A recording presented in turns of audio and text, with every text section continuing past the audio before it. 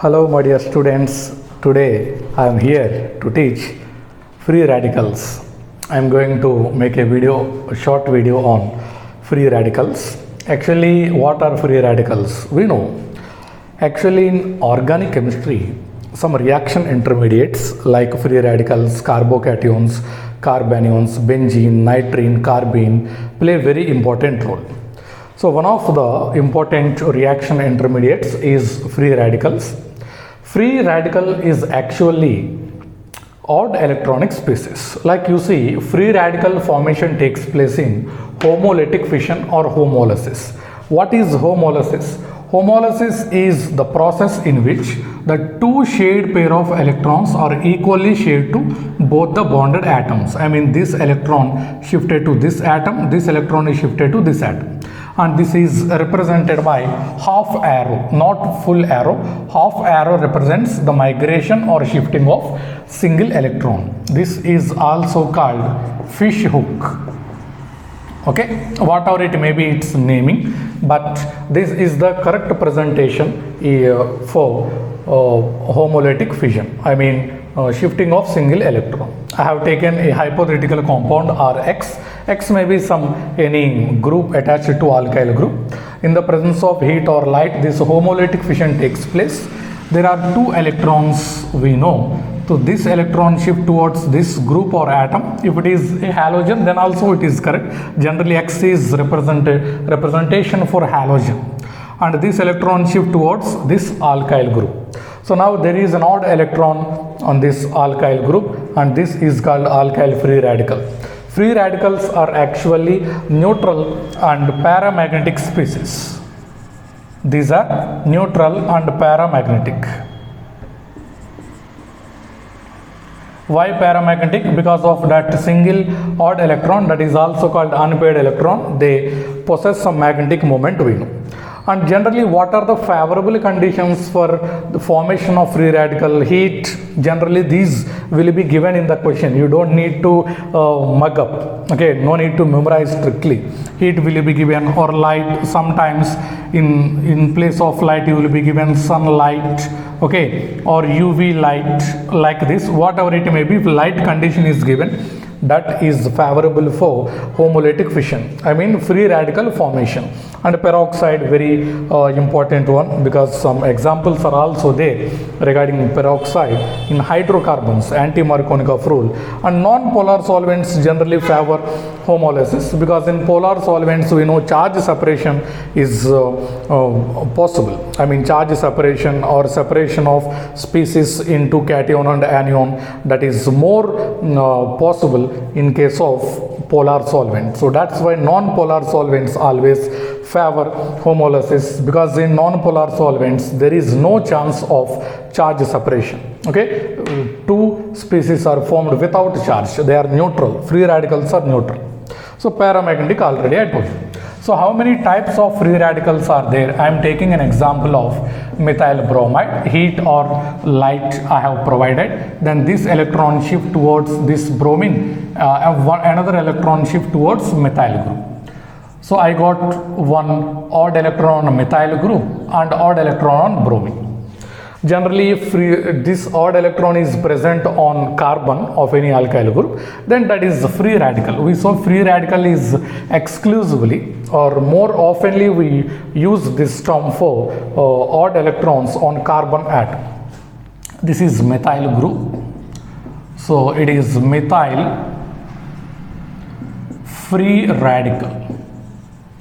Methyl free radical. Suppose if radical is present on this carbon, and what should be its name? It should be ethyl free radical. Like this you can write names. It is isopropyl free radical. What about this? Reaction intermediates, sir. These are reaction intermediates, no doubt, free radicals. Tertiary butyl free radical. So So this is methyl. We know methyl group neither primary nor any other degree because it is a super primary. It is also called super primary, and the carbon contains odd electron is attached to only one carbon atom, so it comes under primary category, primary carbo category. The carbon which contains odd electron is attached to two adjacent carbons, so this is a secondary free radical and this is a tertiary free radicals. Just like carbocations, free radicals are also classified into primary, secondary and tertiary. Okay, so this is actually the introduction of free radicals. How do they form and what are the types of free radicals? Now I am going to teach hybridization and structure of free radicals. Later we will go for stability of free radicals.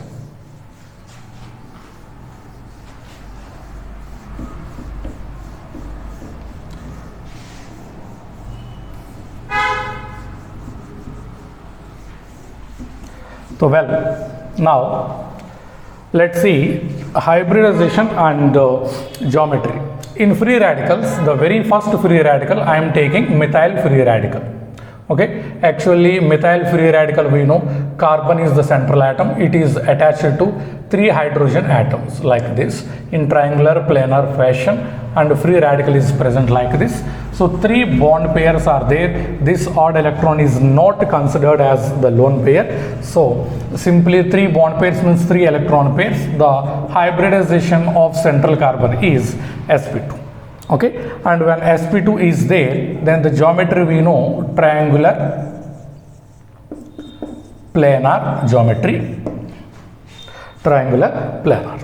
So generally in all free radicals, hybridization is sp2 and geometry is triangular planar, and some exceptions are there, like generally the atom which possessing free radical is attached to more electronegative atoms, like you see CCl3 is there, CF3 is there, NO, in NO also actually one odd electron is there, NO2 odd electron is there. So when the atom which possesses free radical is attached to more electronegative atoms like oxygen, fluorine and chlorine, then in such cases this radical also participates in hybridization. Like you see CCl3, chlorine is no doubt highly electronegative, and now this one also participates in hybridization. The hybridization of this carbon is sp3 now.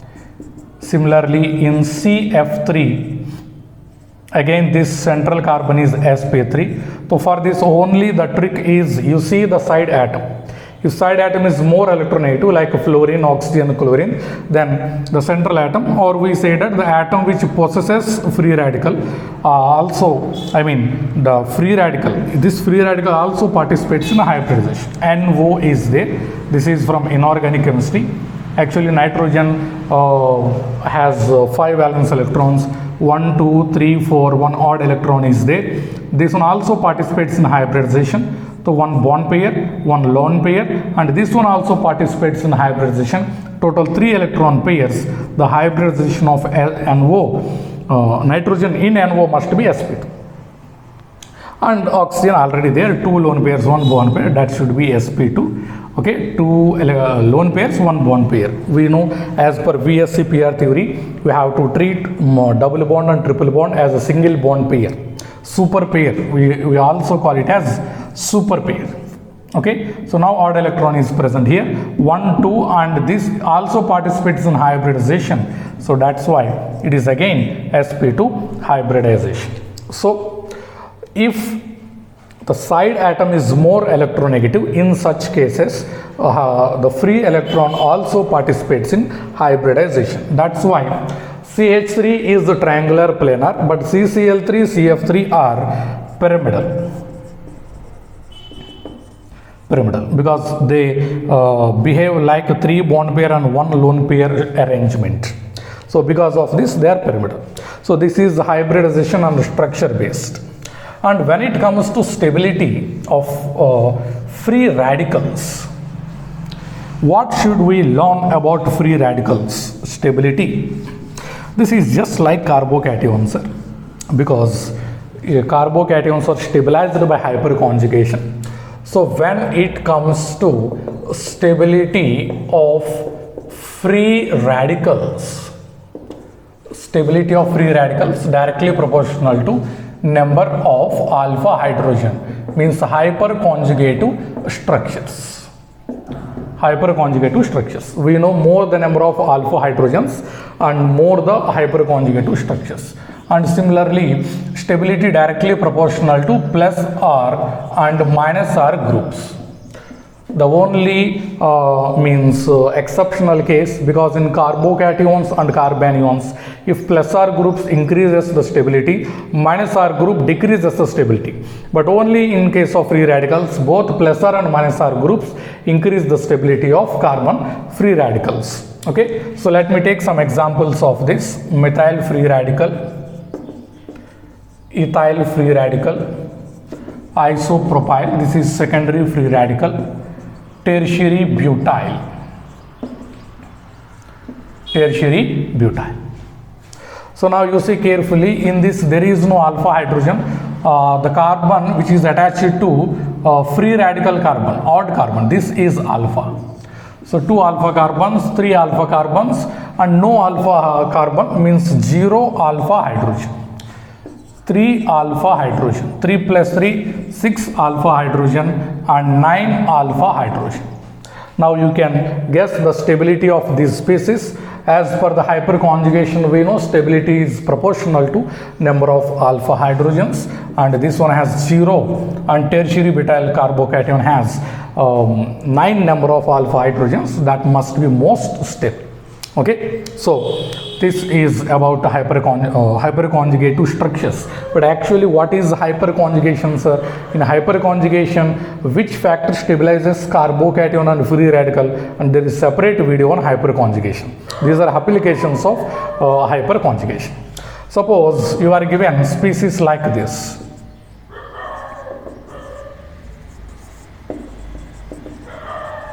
Like this.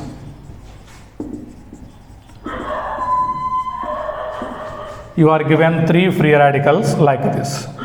Out of these free radicals, which is more stable, that we have to study now. Actually, in these free radicals, you see, there are 3 free radicals. This is resonance stabilized, in fact. Okay, this is actually resonance is there. You see multiple bond, the atom with attached to free radical. This is a conjugated system. And this is resonance stabilized. Actually, here only 2 alpha hydrogens are there. This is primary, this is secondary, and 6 alpha hydrogens are there. How many? 6. Anyway, between these two, third one is more stable than second one. But what about this, sir? This should be most stable, because you know already I taught in carbocations that resonance stabilization is always greater than any other stabilization. So in front of resonance, nothing resists. Okay, so it is clear that this is resonance stabilized. Conjugated system is resonance stabilized. No need again. Okay, don't draw resonating structure and enough. Don't do such things in competitive examination, because you don't have that much time. If it is a conjugated system, then it must possess resonance, and resonance stabilization is always greater than any other stabilization. Okay, so these are general factors of stability, and some questions are also asked in previous competitive examinations. So let me solve one more question. This is actually given in competitive exam, the third question. Let's see, you are given this in competitive examination. Radical,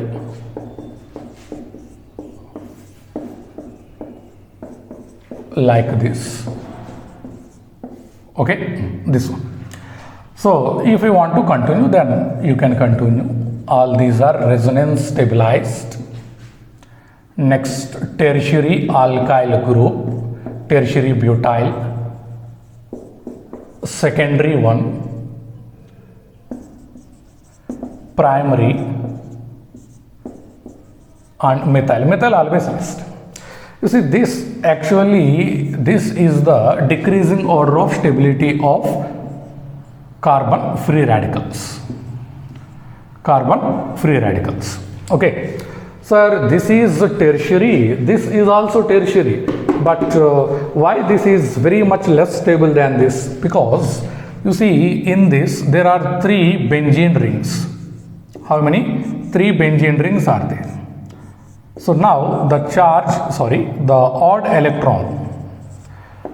electron present on this carbon can stabilize through resonance by 3 it can stabilize by resonance through 3 benzene rings.